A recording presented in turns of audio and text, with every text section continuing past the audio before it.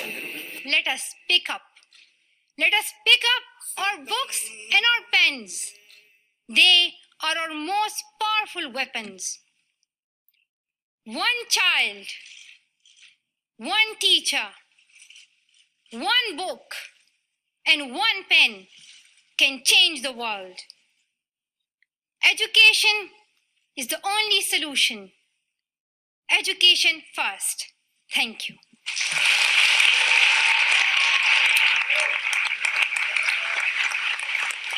It all started for you just wanting to study, to go to school. No? It's amazing. I mean, it's unbelievable. It started like that. I want to go to school.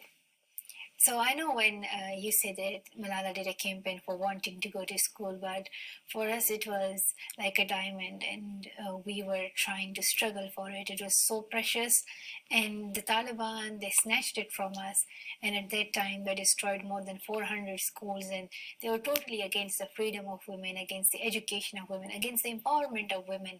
And this is what I did not want to be deprived of. I wanted to get quality education, to be who really I am, and not to be just a housewife and cook all the day and just to be a sister or a daughter, but I also wanted to be recognized as a woman and as a human being. That's why I had to stand up.